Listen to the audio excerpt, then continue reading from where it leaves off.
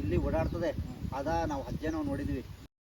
ನಮ್ಮೂರ ಸುತ್ತ ಚಿರತೆ ಓಡಾಡ್ತಿದೆ ಅನ್ನೋ ವಿಚಾರ ಹಲವಾರು ದಿನಗಳಿಂದ ಓಡಾಡ್ತಿತ್ತು.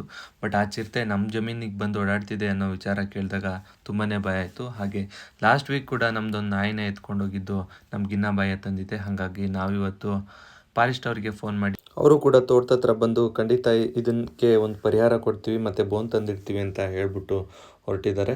ಅದಾದಮೇಲೆ ನನ್ನ ಕೆಲಸ ಇದ್ದಿದ್ದು ಈ ಜೋಳಕ್ಕೆ ಒಂದಷ್ಟು ಗೊಬ್ಬರ ಹಾಕಬೇಕಿತ್ತು. ಹಾಗಾಗಿ ನಾನು ಈ ಕೆಲಸನ ಸ್ಟಾರ್ಟ್ ಮಾಡಿಕೊಂಡೆ. ನಾನಿವಾಗ ಇದಕ್ಕೆ 20 ಹಾಕ್ತಾಯಿದ್ದೀನಿ.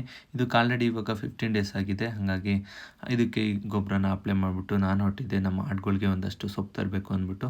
ಹಾಗಾಗಿ ಸೊಪ್ಪನ್ನ ಕಟ್ಕೊಂಡು ಬರುವಾಗ ಹಾಗೆ ನಮ್ಮ ತೋಟಕ್ಕೆ ಹೋದೆ. ಅಲ್ಲಿ ಹೋದಾಗ ನಂಗೆ ಕಂಡಿದ್ದೆ ಈ ನಮ್ಮ ಸಿಬಿ ಗಿಡ. ಇದರಲ್ಲಿ ಯಾವಾಗಲೂ ಹಣ್ಣಿರುತ್ತೆ, ಬಟ್ ಆ ಹಣ್ಣು ಮಾತ್ರ ನಮಗೆ ಸಿಗಲ್ಲ. ಹುಡ್ಸಿದ ಶಿವ ಉಲ್ಮೇಸಲ್ಲ ಅನ್ನೋ ಥರ ಸಕಲ ಪ್ರಾಣಿಗಳಿಗೂ ಆಹಾರನ ಕೊಡ್ತಾ ಇರ್ತಾನೆ ಅಂತ ಹೇಳ್ತಾ ನಾನು ಈ ವಿಡಿಯೋನ ಇಲ್ಲಿಗೆ ಎಂಡ್ ಮಾಡ್ತಾ ಇದ್ದೀನಿ. Thank you for watching.